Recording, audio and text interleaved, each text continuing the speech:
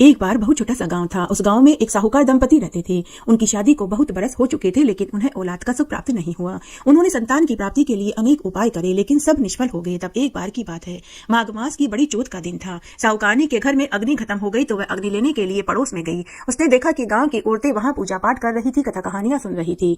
तब साहूकारनी ने गाँव की औरतों से पूछा कि आप सब यह क्या कर रहे हो और ये कौन से देवी देवता की पूजा कर रहे हो? इस पूजा को करने से क्या फल मिलता है? तो गाँव की औरतें साहूकारनी से बोली कि हम साल की 4 बड़ी चौथ का व्रत करते हैं। आज माघ मास की तिलकुटा की बड़ी चौथ है।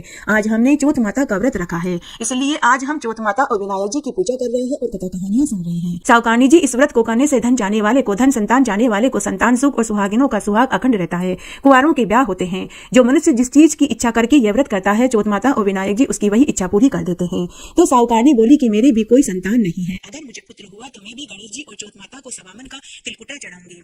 इस तरह यह कहकर घर आ गई। 3-4 महीने के बाद ही चौथ माता और गणेश जी की असीम अनुकंपा से साहूकारनी को गर्भ ठहर गया। 9वें महीने में उसे पुत्र रत्न की प्राप्ति हुई, लेकिन साहूकारनी चौथ माता और गणेश जी के सवामन का तिलकुटा चढ़ाना भूल गई। उसके बाद साहूकारनी को 7 पुत्र हुए, लेकिन 7 पुत्रों के मां बनने के बाद भी साहूकारनी ने चौथ माता और गणेश जी के सवामन का तिलकुटा नहीं चढ़ाया। समय बीतने लगा। जब साहूकारनी के पुत्र विवाह लायक हुए और जब उनका विवाह हुआ तो सभी साहूकारनी के 7 पुत्र विवाह की पहली रात्रि में एक एक करके मर गए। साहूकार दंपति पर और उनकी 7 बहुओं पर दुखों का पहाड़ टूट पड़ा। साहूकारनी की 7वीं बहू बड़ी ही धार्मिक प्रवृत्ति की थी। तब एक दिन 7वीं बहू ने अपने सास ससुर से कहा कि माँ बाबूजी, हमारे पास धन की कोई कमी नहीं है, इसलिए मैं रोज 1 टका सोने का देकर रोज नई जुनी बात सुनूंगी और आपको भी सुनाऊंगी। यह सुनकर साहूकार दंपति को कुछ तसल्ली हुई तो उन्होंने अपनी 7वीं बहू को नई जुनी बात सुनने की इजाजत दे दी। अब 7वीं बहू रोज मंदिर में जाने लगी। अब 7वीं बहू रोज मंदिर में जाकर नई जुनी बात सुनती और 1 सोने का टका दान देने लगी। अब 7वीं बहू रोज नई जुनी बात सुनने के लिए मंदिर जाने लगी और 1 सोने का टका दान करने लगी। फिर घर आकर वह अपने सास ससुर को नई जुनी बात सुनाने लगी। तब एक रात को 12 बजे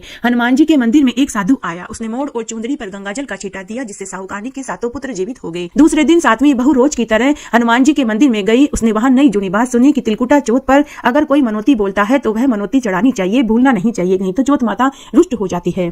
7वीं बहू ने यह नई जुनी बात सुनी तो पल्लू में से सोने का टका दान में दिया और घर आ गई। आते ही सास ससुर ने 7वीं बहू से पूछा, बहू तुमने आज क्या नई जुनी बात सुनी? तो 7वीं बहू बोली कि माँ बाबूजी, अगर कोई मनोती पूरी करने के लिए बोलारी बोलता है तो वह पूरी करनी चाहिए। ऐसा सुनते ही साहूकारनी को खुद की बोली हुई बोलारी याद आ गई। उसके बाद साहूकारनी ने माघ मास की चौथ का व्रत अपनी 7 बहुओं के साथ रखा और तिलकुटा चौथ माता का और गणेश जी का पूजन किया, कहानी सुनी और सवामन का तिलकुटा गणेश और चौथ माता के चढ़ाया, जिससे चौथ माता और विनायक जी प्रसन्न हो गए। और उसी समय साहूकारनी के 7 पुत्र वापस घर लौट आए। हे चौथ माता, जैसे आपने साहूकारनी के साथ पहले किया वैसे किसी के साथ मत करना। जैसे बाद में आपने साहूकारनी के 7 पुत्रों को जीवित कर दिया और उसकी 7 बहुओं को सौभाग्यवती होने का आशीर्वाद दिया, वैसे सबके साथ करना। कहानी कहने वाले के साथ, सुनने वाले के साथ और हुक्कारा भरने वाले के साथ।